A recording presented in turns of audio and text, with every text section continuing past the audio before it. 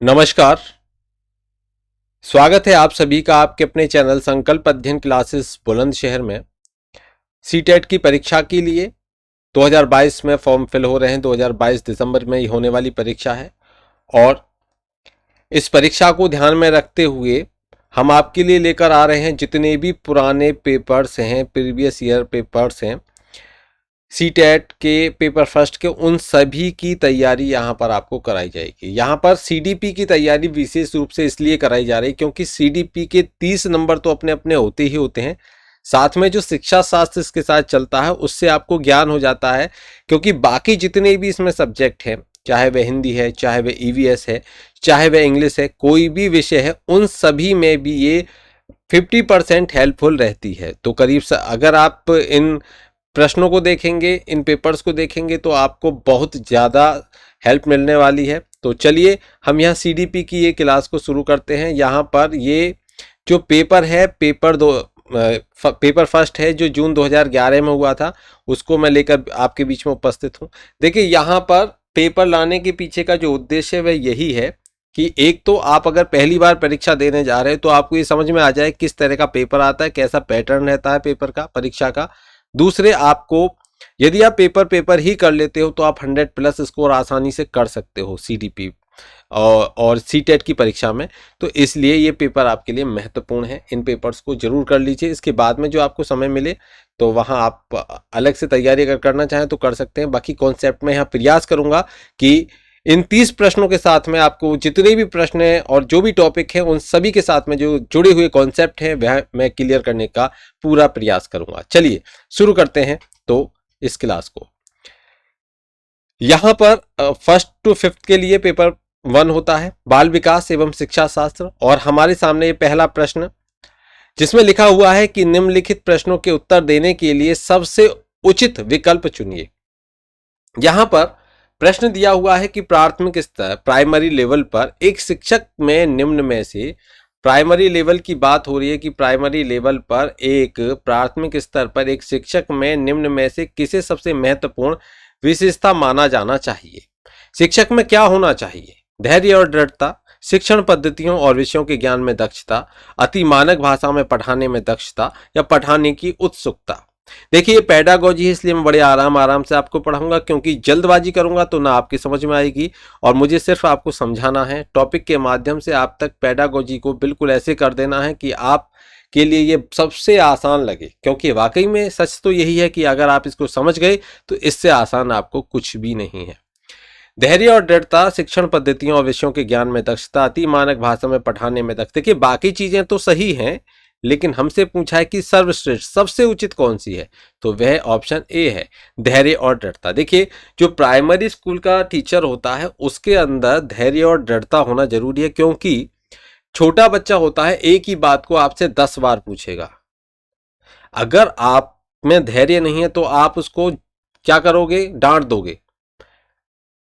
2 बार बताओगे, 3 बार बताओगे, फिर कहोगे इसमें अक्ल नहीं है, डांट दोगे। पहले होता क्या था, पहले बहुत सारे टीचर ऐसे होते थे जो बच्चे कुछ पूछते थे उसको डांट देते थे, वो बेचारा बैठ जाता था। 2 बार बता दिया, 3 बार बता दिया, डांट दिया। उसके बाद में उसका खुद का मोरल इतना, जो मोरल है वो इतना डाउन हो जाता था कि फिर उसके बाद में वो कोई किसी भी उस विषय से संबंधित वह अपने आप से बचने लगता था, तो विषय से बचने लगता था। तो इसलिए एक शिक्षक को अगर एक बालक का विकास करना है तो उसके अंदर धैर्य और यह दृढ़ता होनी चाहिए कि वह अगर बालक को जो भी सिखाना चाहे वह उसको सिखाकर ही दम लेगा, बेशक बालक उससे 100 बार पूछे। यह धैर्य होना चाहिए और डरता ये नहीं चाहिए कि वह सिखाकर ही मानेगा। तो ये सबसे इसके लिए उपयुक्त जो सबसे उचित विकल्प है ऑप्शन ए। चलिए ऑप्शन बी और प्रश्न 2 को देखते हैं। देखिए प्रश्न 2 में कहता है एक शिक्षक अपने लोकतांत्रिक स्वभाव के कारण विद्यार्थियों को पूरी कक्षा में कहीं भी बैठने की अनुमति देता है। एक शिक्षक है अपने लोकतांत्रिक स्वभाव के कारण क्या करता है? विद्यार्थियों को भाई कहीं भी बैठो, आराम से पढ़ाई करो। शिक्षार्थी एक साथ बैठते हैं, कुछ चर्चा करते हैं, कुछ सामूहिक पठन करते हैं, कुछ चुपचाप बैठ जाते हैं और अपने आप पढ़ते हैं। लेकिन किसी अभिभावक हैं उनको ये पसंद नहीं आता कि भाई ये टीचर ऐसे कैसे पढ़ा रहा है, तो वह क्या करते हैं, उनको क्या करना चाहिए, इस स्थिति से निपटने का कौन सा सबसे बेहतरीन तरीका है, बताइए। ऑप्शन ए बताता है कि अभिभावकों को प्रधानाचार्य से अनुरोध करना चाहिए कि वे उसके बच्चे का अनुभाग बदल दें। क्या ये उचित है? या ऑप्शन बी कहता है कि अभिभावकों को शिक्षक पर विश्वास व्यक्त करना चाहिए और शिक्षक के साथ समस्या पर चर्चा करनी चाहिए। या फिर अभिभावकों को उस विद्यालय से अपने बच्चे को निकाल लेना चाहिए, और या फिर अभिभावकों को प्रधानाचार्य से शिक्षक की शिकायत करनी चाहिए। तो देखिए, सबसे अच्छी बात इसमें जो होगी वह होगी कि एक शिक्षक है वह क्या करेगा, वह अगर अपने बच्चों को एक लोकतांत्रिक व्यवस्था दे रहा है तो यहाँ पर कहीं ना कहीं वह उनके सर्वांगीण विकास को बढ़ावा दे रहा है, उनमें सीखने की और उसमें समाज की प्रवृत्ति को बढ़ाने का कार्य कर रहा है कि जो वे सामाजिकता की तरफ बढ़ें। देखिए, यहाँ पर अभिभावकों को करना क्या चाहिए। एक तो सबसे पहली बात है कि जो शिक्षक पढ़ा रहा है उस शिक्षक पर विश्वास व्यक्त करना चाहिए, और दूसरी बात यह है कि अगर उनको कोई लगता है कि किसी बात पर कोई समस्या है तो सबसे पहले उस समस्या पर उनको सिर्फ उस शिक्षक से ही चर्चा करनी चाहिए, ना कि प्रधानाध्यापक से मिलें या बच्चे को किसी दूसरे अनुभाग में ले जाने की बात करें या फिर उसको स्कूल से बाहर निकालने की बात करें। तो यहाँ पर सबसे अच्छा विकल्प यही है कि उन्हें सबसे पहले शिक्षक पर विश्वास करना चाहिए और शिक्षक के साथ समस्या पर चर्चा करनी चाहिए। चलिए आगे आते हैं। आगे देखिए, प्रश्न 3 की तरफ हम आते हैं। प्रश्न 3 क्या कहता है कि वह अवस्था जब बच्चा तार्किक रूप से वस्तुओं व घटनाओं के विषय में चिंतन प्रारंभ करता है, कौन सी है? औपचारिक संक्रियात्मक अवस्था है, या फिर पूर्व संक्रियात्मक अवस्था है, या फिर मूर्त संक्रियात्मक अवस्था है, या संवेदी प्रेरक अवस्था है? तो देखिए, यहाँ पर ये जो अवस्था होगी कौन सी होगी, तो पहले मैं बता दूं 0 से 2 वर्ष तक की जो बालक की अवस्था होती है, 0 का अर्थ हो गया जन्म से लेकर 2 वर्ष तक की अवस्था को कहते हैं हम संवेदी प्रेरक अवस्था, जो सेंसरी मोटर स्टेज भी इसको कहा जाता है। इसके बाद में फिर दूसरी अवस्था आती है, तो ये जीन पियाजे के द्वारा दी गई अवस्थाएं थी, 4 अवस्थाएं थी जो जीन पियाजे के द्वारा बताई गई थी। और इन अवस्थाओं में जो दूसरी अवस्था आती है वह बताइए कौन सी आती है। तो यहाँ पर दूसरी अवस्था होगी जो 2 से 7 वर्ष तक की होगी, जिसको हम बोलेंगे पूर्व संक्रियात्मक अवस्था। कौन सी होगी? पूर्व संक्रियात्मक अवस्था। तो पूर्व संक्रियात्मक अवस्था कितनी होगी? 2 से 7 वर्ष की। तो पूर्व संक्रियात्मक अवस्था 2 से 7 वर्ष। और 2 से 7 वर्ष के बाद में 7 से 11 वर्ष तक की जो अवस्था होती है यह होती है मूर्त संक्रियात्मक अवस्था। और 11 से 18 वर्ष या 15, कहीं कहीं 15 वर्ष भी लिखा होता है, यह होती है औपचारिक संक्रियात्मक अवस्था। तो ये 4 अवस्था है और हमारा जो सही उत्तर होगा ऑप्शन सी, मूर्त संक्रियात्मक अवस्था, इसका बिल्कुल सही उत्तर है। देखिए, जो मूर्त संक्रियात्मक अवस्था होती है इसके बारे में हम थोड़ा सा अगर समझ लें तो हमें ये मूर्त संक्रियात्मक अवस्था समझ में आ जाएगी। तो देखिए, मूर्त संक्रियात्मक अवस्था में बालक क्या होता है कि स्कूल जाना प्रारंभ कर देगा और उसको जो वस्तु और घटनाएं हो रही हैं उनमें अंतर करना समझ में आ जाता है। क्या समानता है, क्या भिन्नता है, यह वह करना समझ लेता है। उसको इतनी क्षमता आ जाती है कि वह इसमें अंतर कर सकता है।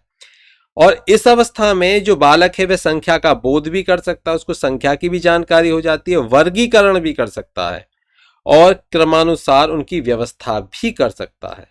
इन सब की जानकारी उस बालक को हो जाती है। और जो 2 व्यक्ति हैं उनके बीच में क्या संबंध है, क्या पारस्परिक संबंध है, इसका ज्ञान भी उसको हो जाता है। अब उसमें तर्क करने की शक्ति आ चुकी है, मतलब वह तर्क कर सकता है। अगर हम कहें तो वह चारों ओर के जो पर्यावरण के साथ है उसके अनुकूल, जो उसके साथ में अनुकूलन करने के लिए वह जितने भी नियम हैं उन नियमों को सीख लेता है। तो ये जो दिया गया है कि वह अवस्था जब बच्चा तार्किक रूप से वस्तुओं व घटनाओं के विषय में चिंतन प्रारंभ करता है तो वह मूर्त संक्रियात्मक अवस्था के अंतर्गत आता है, मतलब ऑप्शन सी राइट आंसर है। चलिए प्रश्न 4 की तरफ पढ़ लेते हैं। प्रश्न 4 क्या कहता है कि मन का मानचित्रण किससे संबंधित है? तो मन का मानचित्रण किससे संबंधित है? साहसिक कार्यों की क्रिया योजना से, या मन का चित्र बनाने से, या मन की क्रियाशीलता पर अनुसंधान से या बोध यानी कि समझ बढ़ाने की तकनीक से। मन का मानचित्रण। देखिए, इसके लिए सही उत्तर है ऑप्शन सी, मन की क्रियाशीलता पर अनुसंधान से। मन की क्रियाशीलता पर अनुसंधान से मन का मानचित्रण संबंधित होता है। तो मन की क्रियाशीलता पर जब अनुसंधान होंगे तो उसको हम क्या कहेंगे, वह किससे संबंधित है, मन के मानचित्रण से। चलिए अब हम आगे बढ़ेंगे थोड़ा सा।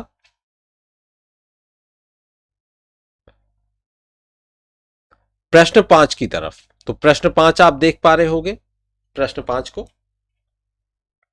विशेष रूप से प्राथमिक स्तर पर, प्रश्न 5 कहता है कि विशेष रूप से प्राथमिक स्तर पर विद्यार्थियों की सीखने संबंधी समस्याओं को संबोधित करने का सबसे बेहतर तरीका क्या है। महंगी और चमकदार सहायक सामग्री का प्रयोग करना, या सरल और रोचक पाठ्य पुस्तकों का प्रयोग करना, या कहानी कथन पद्धति का प्रयोग करना, या अक्षमता के अनुरूप विभिन्न शिक्षण पद्धतियों का प्रयोग करना। कौन सा सही होगा। देखिए, इसमें क्या पूछा गया है कि विशेष रूप से प्राथमिक स्तर पर विद्यार्थियों की सीखने संबंधी समस्याओं को संबोधित करने का सबसे बेहतर तरीका। तो वह क्या है कि अक्षमता के अनुरूप, जिसमें जो भी अक्षमता है उसके अनुरूप विभिन्न शिक्षण पद्धतियों का प्रयोग करना। इसमें संशोधन कर सकते हो आप इसको। तो ऑप्शन डी राइट रहेगा इसमें। चलिए प्रश्न 6 की तरफ आते हैं। निम्न में से कौन सा शिक्षार्थियों में सृजनात्मकता का पोषण करता है। सृजनात्मकता आप जानते हो, क्रिएटिविटी। कुछ करते हो आप, कुछ नई नई चीजें बनाते हो, घर में कुछ भी सामान पुराना पड़ा है आप नई चीजें उससे बनाने लगते हो, कुछ जोड़ तोड़ के सब कुछ अच्छा करके कुछ अलग बनाते हो, ये आपकी क्रिएटिविटी है, ये सृजनात्मकता है। तो कौन सा शिक्षार्थियों में सृजनात्मकता का पोषण करता है। ऑप्शन ए कहता है प्रत्येक शिक्षार्थी की अंतर्जात प्रतिभाओं का पोषण करने एवं प्रश्न करने के अवसर उपलब्ध कराना।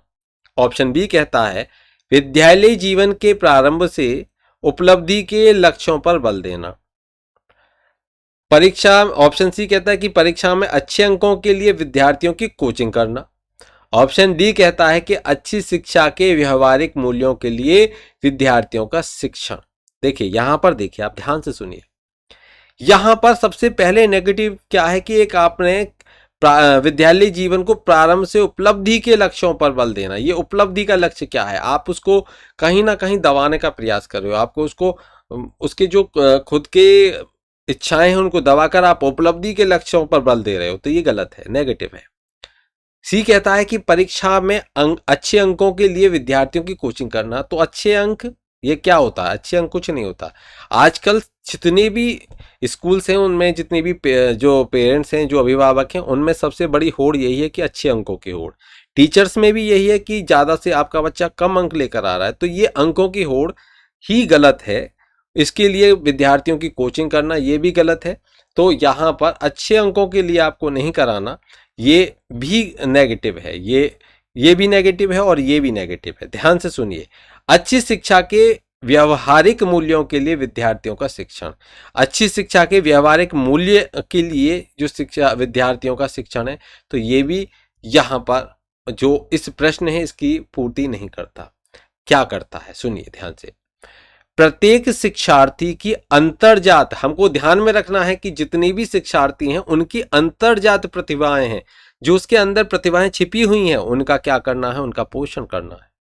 और प्रश्न करने के जितनी ज्यादा जिज्ञासा विद्यार्थियों में, शिक्षार्थियों में होगी, उतना ज्यादा उनका विकास होगा, उतना ज्यादा उनके अंदर की जो छिपी हुई प्रतिभाएं हैं बाहर आएंगी। ये करना है एक शिक्षक को। तो प्रश्न करने के अवसर उपलब्ध कराना है। तो ऑप्शन ए राइट आंसर होगा। ऑप्शन ए इसका राइट आंसर होगा। चलिए आते हैं 7 पर। अब आप समझते चलिए, इसी तरह के जो नेगेटिव हैं उनको हमको हटाते चलना है और जो पॉजिटिव हैं उनको रखते चलना है, और इसी तरीके से आप परीक्षा में अच्छे अंक लेकर आओगे। देखिए प्रश्न 7 की तरफ है कि पियाजे के अनुसार निम्नलिखित में से कौन सी अवस्था में बच्चा अमूर्त संकल्पनाओं के विषय में किसके विषय में? अमूर्त संकल्पनाओं के विषय में तार्किक चिंतन करना आरंभ करता है। देखिए वहां पर बात कर रहे थे हम जो घटनाएं हो गई हैं अर्थात जो मूर्त हैं, लेकिन यहां पर शब्द लिखा गया अमूर्त संकल्पनाओं के विषय में तार्किक चिंतन आरंभ करता है। ऑप्शन ए औपचारिक संक्रियात्मक अवस्था जो 11 वर्ष और उससे ऊपर 18 वर्ष 15 वर्ष जो भी है वहां तक चलती है, या ऑप्शन बी संवेदी प्रेरक अवस्था, या ऑप्शन सी पूर्व संक्रियात्मक अवस्था, या ऑप्शन डी मूर्त संक्रियात्मक अवस्था। तो देखिए आप सभी जानते हो मूर्त में तो जो सामने है, मूर्त में जो सामने है उसका चिंतन करेगा, उसमें तार्किक चिंतन करेगा, लेकिन पूर्व संक्रियात्मक अवस्था में कोई चिंतन ऐसा नहीं करेगा, संवेदी प्रेरक में तो वह बिल्कुल नहीं करेगा। तो यहां पर औपचारिक संक्रियात्मक अवस्था, ऑप्शन ए राइट आंसर है। ऑप्शन ए राइट आंसर है। देखिए औपचारिक इस अवस्था की अगर हम बात कर लें, क्योंकि यहां पर अवस्था का नाम आया और ये इसमें अगर देखें तो जो तार्किक चिंतन की ये 12 वर्ष के बाद ये अवस्था, 11 वर्ष या 12 वर्ष के बाद में ये अवस्था शुरू हो जाती है, और इस अवस्था की जो विशेषताएं हैं उसमें तार्किक चिंतन की इस अवस्था में जो क्षमता है उसका विकास हो जाता है, समस्या समाधान करने की क्षमता का भी इस अवस्था में विकास हो जाता है, और इस अवस्था में ही बालक वास्तविक और अवास्तविक में अंतर समझने की क्षमता का विकास कर लेता है। साथ ही साथ अगर हम बात करें तो यहाँ पर जो वास्तविक अनुभव हैं उनको वह काल्पनिक परिस्थितियों में डालने की क्षमता भी उसमें आ जाती है। जो वास्तविक अनुभव है उनको वह कल्पना से जोड़ लेता है, तो काल्पनिक होने पर क्या हो जाएगा? अमूर्त हो जाएगा। तो अमूर्त संकल्पनाओं में उसको लेकर जाने की उसमें क्षमता विकसित हो जाएगी, परिकल्पना विकसित करने की क्षमता भी उसमें विकसित हो जाती है, और जो विसंगतियों के संबंध में उसमें विचार करने की क्षमता का भी विकास हो जाता है। ज्ञानात्मक विकास की प्रक्रिया और संरचना भी उसके अंदर आ जाती है। तो यहां पर हम इसको समझ चुके औपचारिक संक्रियात्मक अवस्था को, आपको समझ में आ गया होगा। चलिए आते हैं हम नेक्स्ट अगले पॉइंट पर आते हैं। नेक्स्ट प्रश्न संख्या 8 कहता है सीखना समृद्ध हो सकता है। सीखना मीन्स लर्निंग समृद्ध हो सकता है यदि, कैसे समृद्ध होगा? यदि कक्षा में अधिक से अधिक शिक्षण सामग्री का प्रयोग किया जाए, या फिर शिक्षक विभिन्न प्रकार के व्याख्यान और स्पष्टीकरण का प्रयोग करें, या फिर कक्षा में आवधिक परीक्षाओं पे अपेक्षित ध्यान दिया जाए, या फिर वास्तविक दुनिया से उदाहरणों को कक्षा में लाया जाए जिसमें विद्यार्थी एक दूसरे से अंतःक्रिया करें और शिक्षक उस प्रक्रिया को सुगम बनाए। तो बिल्कुल सही। बाकी ये तीनों इतने आसान नहीं दिख रहे कि आप सीखने को अच्छे से कर सकते हो, जितने आप देखिए आप एक अपने रूटीन में देखिए कि आप किसी वाले को पढ़ाते हो और आप उसको ऐसा उसके घर से संबंधित, उसके जिस समाज में रहता है उससे संबंधित कोई उदाहरण देके कुछ समझाते हो तो बड़ी जल्दी समझ जाएगा। तो यही चीज है कि वास्तविक दुनिया से जो उदाहरण आप लेकर आए हो कक्षा में लेकर आइए और विद्यार्थियों को उनको बताइए, वे उससे के साथ में अंतःक्रिया करेंगे और शिक्षक इस प्रक्रिया को सुगम बनाएं। यही महत्वपूर्ण है। Option D. चलिए आगे आते हैं प्रश्न संख्या 9 की तरफ। तो 9 की तरफ आते हैं। यहां पर है कि निम्न में से कौन से कथन को सीखने की प्रक्रिया की विशेषता नहीं है। ध्यान दीजिए, कौन से कथन को सीखने की प्रक्रिया की जो विशेषता है वह नहीं मानना चाहिए।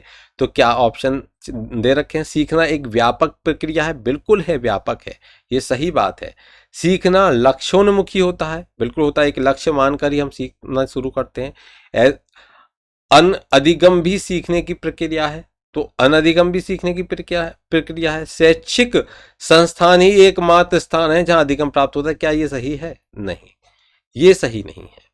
तो क्यों सही नहीं है? क्योंकि जो शिक्षा है वह आपको परिवार से, सबसे पहले माता पिता से, परिवार से, आस पड़ोस से, सामाजिक शिक्षा, आपके जो नैतिक शिक्षा, तो बहुत सारी शिक्षाएं ऐसी हैं। तो औपचारिक अनौपचारिक हम जब शिक्षाएं देखते हैं तो औपचारिक शिक्षाएं शैक्षिक संस्थान से मिलती हैं, लेकिन अनौपचारिक शिक्षा जो उसके जीवन भर चलती हैं, जो ज्ञान है, जो उसका विकास है, वह तो जन्म से लेकर उसके मृत्यु पर्यंत तक होता रहेगा। तो वह कहाँ से होगा? वह कौन सी शिक्षा है? तो वह अनौपचारिक शिक्षा है। तो इसका अर्थ यह हुआ कि शैक्षिक संस्थान ही एकमात्र स्थान नहीं है जहां अधिगम प्राप्त किया जा सके। तो इसलिए सीखने की जो प्रक्रिया की विशेषताओं में यह शामिल नहीं हो सकता। तो यहाँ पर हमने 9 प्रश्न कर लिए। चलिए आगे बढ़ेंगे। आगे बढ़ेंगे और यहां पर आगे बढ़ते हुए हम आते हैं प्रश्न संख्या 10 की तरफ। प्रश्न 10 में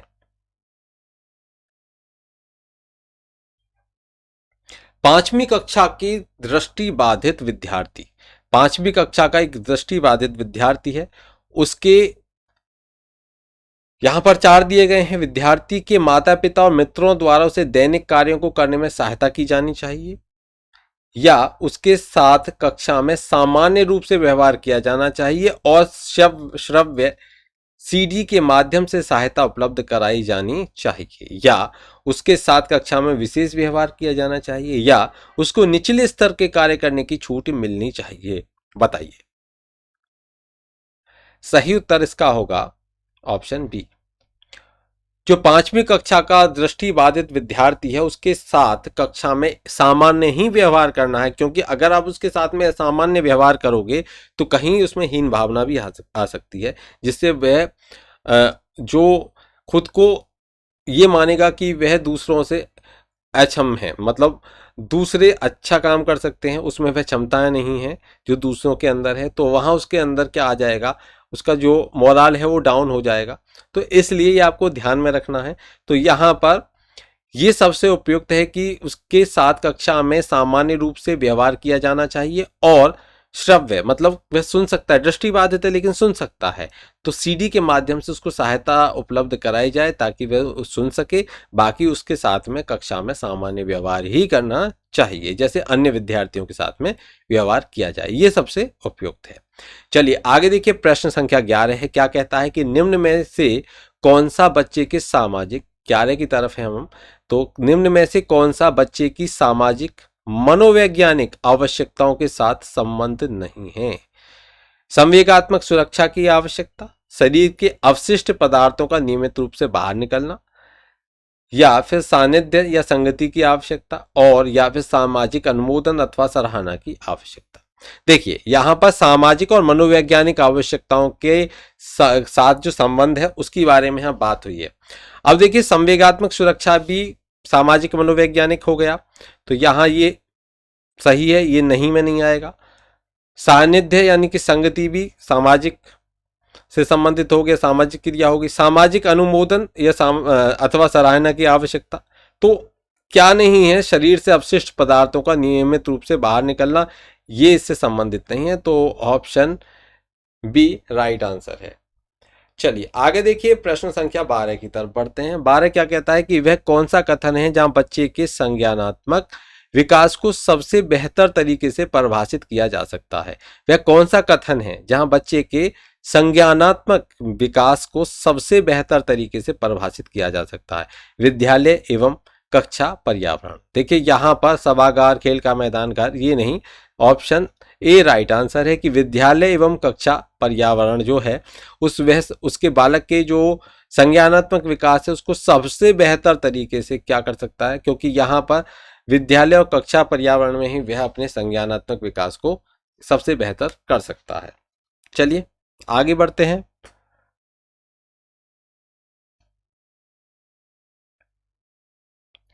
यहां प्रश्न संख्या 13, रिक्त स्थान दिया हुआ है। इतने को अभिप्रेरित शिक्षण का संकेतक माना जाता है। इसको क्या माना जाता है? अभिप्रेरित शिक्षक का संकेतक माना जाता है। किसको? शिक्षक द्वारा किया गया उपचारात्मक कार्य, या विद्यार्थियों द्वारा प्रश्न पूछना, या कक्षा में एकदम खामोशी, या कक्षा में अधिकतम उपस्थिति। अभिप्रेरित शिक्षण का, अभिप्रेरित शब्द आ गया तो इससे आप आसानी से समझ सकते हो कि अभिप्रेरण जब होगा, जब अभिप्रेरित करोगे तभी उसके बालक के अंदर से, जैसे समुद्र के अंदर से हम रत्न निकालते हैं, उसी तरीके से बालक के अंदर छिपे हुए प्रश्नों को भी निकाला जा सकता है। किससे? अभिप्रेरण से। तो विद्यार्थी के अंदर से जब प्रश्न निकालोगे तो क्या करेगा? विद्यार्थी प्रश्नों को पूछेगा। तो ये इसका सबसे अच्छा संकेतक माना जाता है कि आपका जो अभिप्रेरण है, अभिप्रेरित शिक्षण है, यह उसका सबसे अच्छा और सटीक आंसर होगा कि विद्यार्थी आप प्रश्न पूछने लगे तो इसका मतलब आप जो उसे मोटिवेट कर रहे हो, उस मोटिवेशनल जो आप टीचिंग दे रहे हो उसका उस पर असर हो रहा है। ध्यान दीजिए। प्रश्न संख्या 14 को देखिए। निम्न में से कौन सा बुद्धिमान बच्चे का लक्षण नहीं है? बुद्धिमान बच्चे का लक्षण, ध्यान से सुनिए। अब आप देखिए, आप बुद्धिमान थे या नहीं थे, या आप जिसको बुद्धिमान मानते थे वह बुद्धिमान था भी या नहीं। देखिए कैसे पहचान होगी। वह जो प्रभावपूर्ण एवं उचित तरीके से संप्रेषण करने की क्षमता रखता है, क्या वह बुद्धिमान है? दूसरा, वह जो अमूर्त रूप से सोचता है, क्या वह बुद्धिमान है? या वह जो नए परिवेश में स्वयं को समायोजित कर सकता है, वह बुद्धिमान है?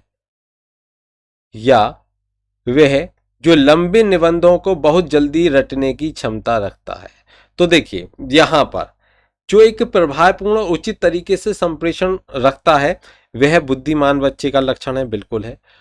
वह जो अमूर्त रूप से सोचता है, उसके अंदर थिंकिंग है, थिंकिंग कैपेसिटी है, अमूर्त रूप से सोचने की क्षमता है, तो इसलिए वह भी बुद्धिमान है। और वह जो नए परिवेश में स्वयं को समायोजित कर सकता है, तो ये भी एक बुद्धिमान बालक की का लक्षण होता है। लेकिन अगर बच्चा रटने में लंबे लंबे निबंधों को बहुत अच्छे से रटने में की क्षमता रखता है तो बुद्धिमान नहीं है। और ये नेगेटिव पॉइंट होता है। अगर कभी भी सीटेट की परीक्षा में ये प्रश्न आए तो आप इसको बिल्कुल देखिए और कुछ मत देखो, फिर आराम से लगा दो कि ये नहीं हो सकता। रटना शब्द मतलब ये कभी भी शिक्षण में इसको पॉजिटिव हम नहीं लेते, हमेशा नेगेटिव रहता है ये। तो रटने की कोई ज़रूरत नहीं होती। जो रटने वाला है वह कभी भी इंटेलिजेंट बुद्धिमान नहीं हो सकता। चलिए आगे देखिए, प्रश्न संख्या 15 की तरफ बढ़ते हैं। 15 कहता है कि बच्चे दुनिया के बारे में अपनी समझ का सृजन करते हैं। बच्चे क्या हैं? दुनिया के बारे में अपनी जो समझ है उस समझ का सृजन करते हैं, और अपनी समझ का सृजन करते हैं। और इसका श्रेय किसको जाता है? इसका श्रेय जाता है, देखिए हम सभी जानते हैं, जीन पियाजे। अभी हमने जीन पियाजे बच्चे को वैज्ञानिक मानते हैं, कहते हैं कि बच्चे दुनिया के बारे में जो अपनी समझ है उसका सृजन करते हैं, अपनी समझ का सृजन करते हैं बच्चे, ये मानते हैं कौन? जीन पियाजे। ठीक है, तो यहाँ ऑप्शन हमारा क्या होगा? ऑप्शन डी होगा। चलिए आगे आते हैं प्रश्न संख्या 16 की तरफ।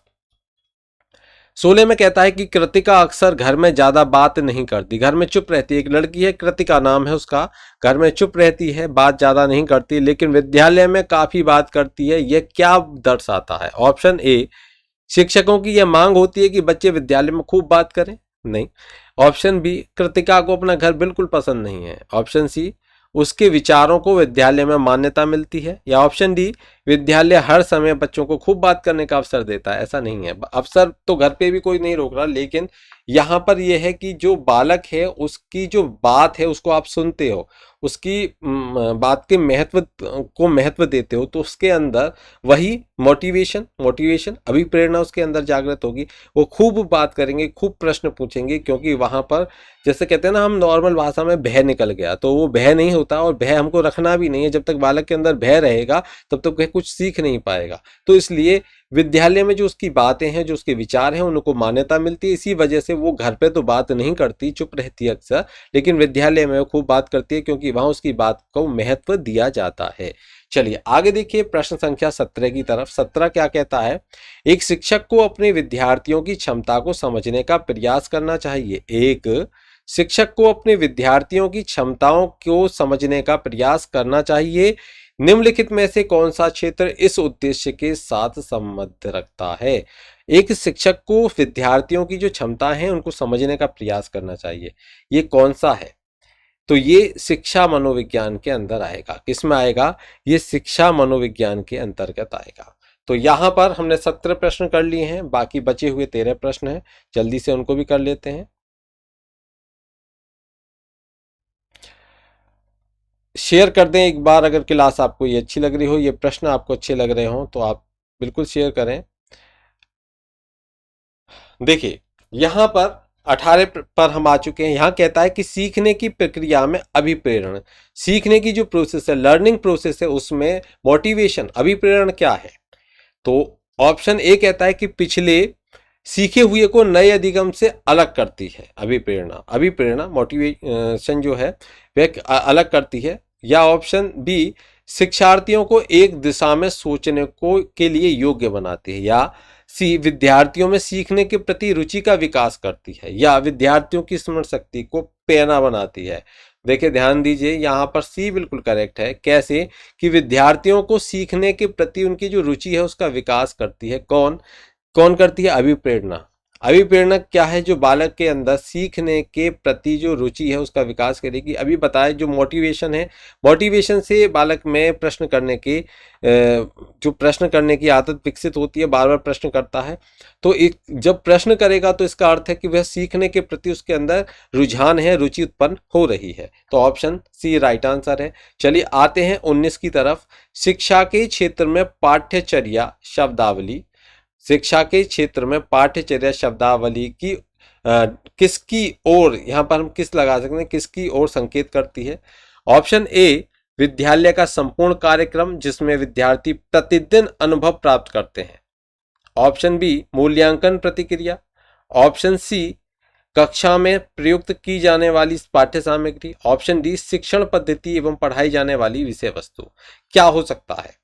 प्रश्न संख्या 19 का सही उत्तर क्या होगा?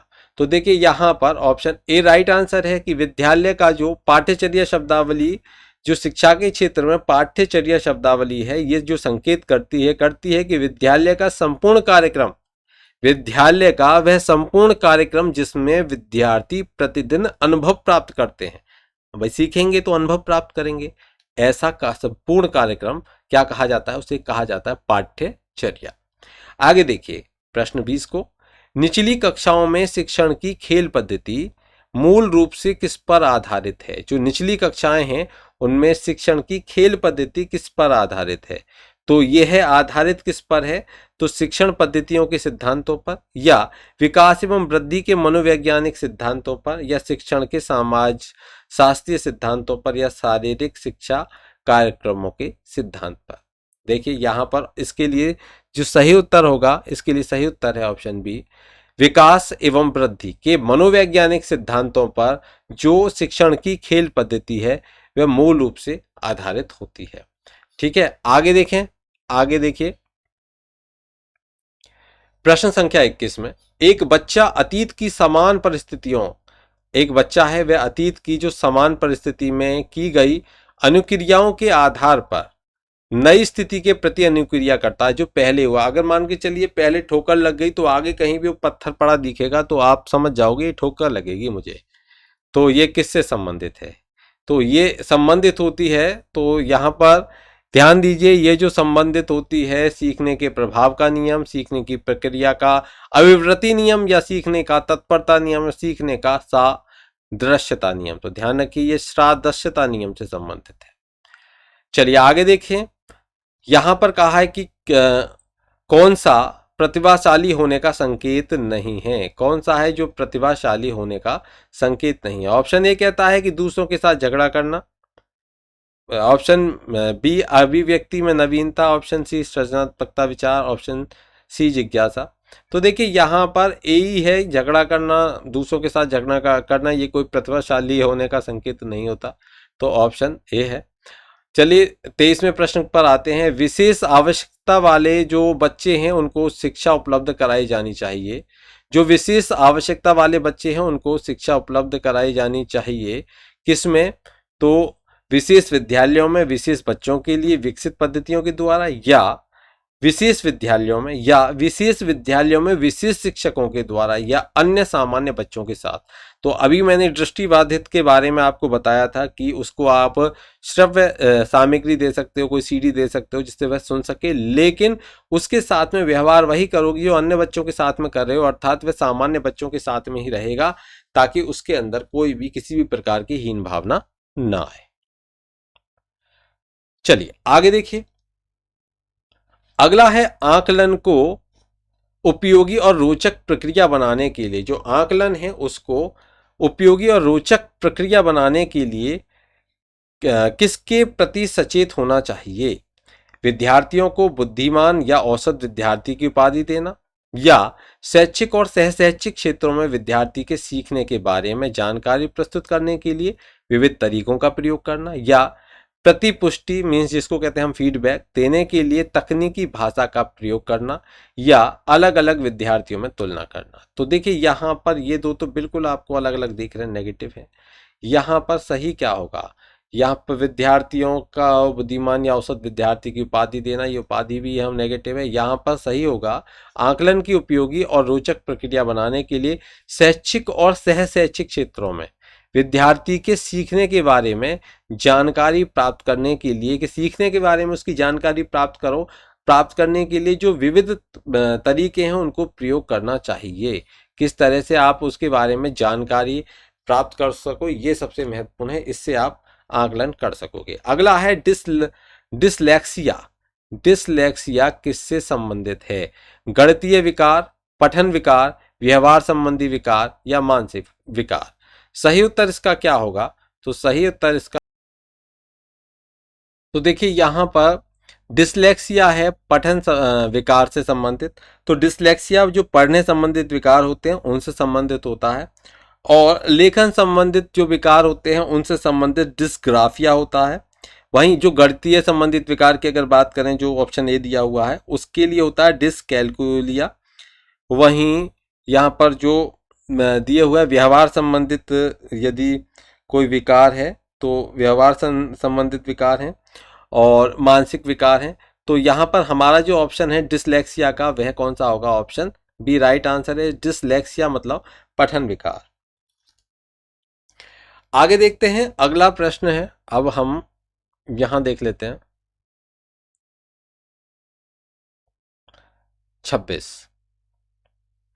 बच्चों को सीखने की, जो बच्चे हैं उनको सीखने की प्रक्रिया में माता पिता को कि कौन सी भूमिका निभानी चाहिए? तो आगे बढ़कर उनको आना चाहिए, तो अग्रोन्मुखी भूमिका उनको निभानी चाहिए। देखिए ऑप्शन प्रश्न 27 है, विकास कभी न समाप्त होने वाली प्रक्रिया है, विचार किससे संबंधित है? तो अभी ये निरंतरता का सिद्धांत है, जो विकास का निरंतरता का, कि विकास निरंतर चलता है, लेकिन ध्यान रखिए विकास निरंतर चलता है लेकिन उसकी गति में परिवर्तन होता रहता है, ये भी ध्यान रखिए। तो विकास कभी ना समाप्त होने वाली प्रक्रिया है, ये निरंतरता का सिद्धांत है। चलिए आगे आते हैं, आगे देखिए प्रश्न संख्या 28 को। सीखने के अंतर्दृष्टि सिद्धांत, जो सीखने का अंतर्दृष्टि सिद्धांत है, उसको किसने बढ़ावा दिया था? जो सीखने का अंतर्दृष्टि सिद्धांत है, इसको किसने बढ़ावा दिया था? तो इसको बढ़ावा दिया था जो गेस्टॉल्ट वादी थे, सिद्धांतवादी थे, उन्होंने इसको बढ़ावा दिया था। एक चिंपैंजी के ऊपर प्रयोग किया था जिसका नाम क्या था? सुल्तान के ऊपर प्रयोग भी किया गया था, आपको याद होगा। तो सीखने के वह अंतर्दृष्टि सिद्धांत को बढ़ावा देने वाले थे गेस्टॉल्ट वादी। देखिए निम्नलिखित में से किस अवस्था में, 29वें पर हम आ चुके हैं, निम्नलिखित में से किस अवस्था में बच्चे अपने समवयस्क समूह के सक्रिय सदस्य हो जाते हैं? अपने समूह के सक्रिय सदस्य हो जाते हैं। प्रौढ़ावस्था होगी, बाल्यावस्था या पूर्व बाल्यावस्था या किशोरावस्था। तो अलग अलग ग्रुप्स बना लेते हैं, अपने गर्ल्स अलग बना लेती हैं और जो बॉयज होते हैं बॉयज अलग, गर्ल्स अलग।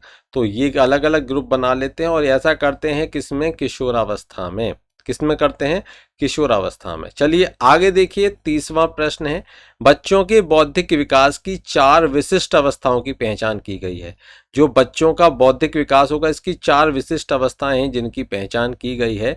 ये किसके द्वारा की गई है? एरिक्सन के द्वारा, स्किनर के द्वारा, कोहलर के द्वारा या जीन पियाजे के द्वारा। तो अभी हमने पढ़ा था चारों अवस्थाओं को, बौद्धिक विकास की 4 विशिष्ट अवस्थाओं के बारे में, तो वह जीन पियाजे के द्वारा ही दी गई हैं।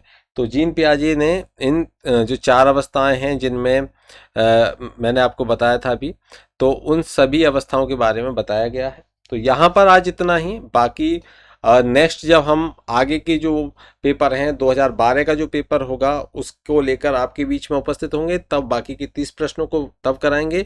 आप आज के लिए इतना ही। आई होप आपको ये हमारी जो वीडियो है, जो क्लास है, अच्छी लगी होगी। क्लास अच्छी लगी हो तो लाइक करें, शेयर करें, कमेंट बॉक्स में कमेंट जरूर करें, शेयर ज़्यादा से ज़्यादा करें ताकि हमारे जो ये क्लास है इसको सभी देख सकें। बहुत बहुत धन्यवाद। शुभ रात्रि।